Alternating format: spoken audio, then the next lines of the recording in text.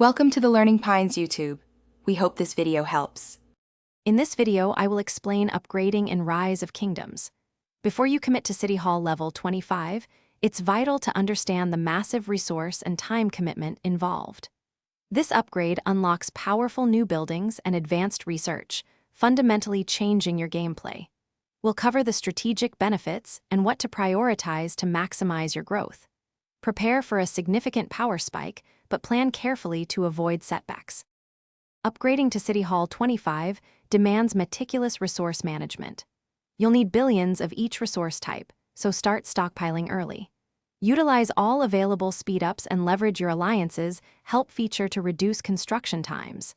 Make sure your academy, barracks, and other key structures are already at their highest possible level to streamline the process. Efficient preparation is key to a smooth transition. Reaching City Hall 25 is a game changer, primarily because it unlocks Tier 5 troops. These elite units provide a massive combat advantage, essential for competitive play. You'll also gain access to a new tier of research in your academy, further enhancing your economy, military, and defenses.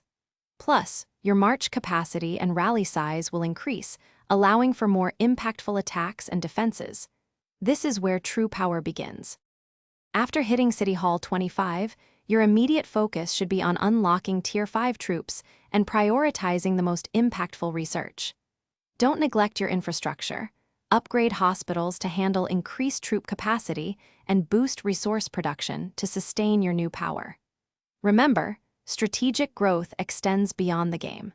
For valuable insights into managing your real-world resources, check the description for a link to *The Simple Path to Wealth * and other great deals.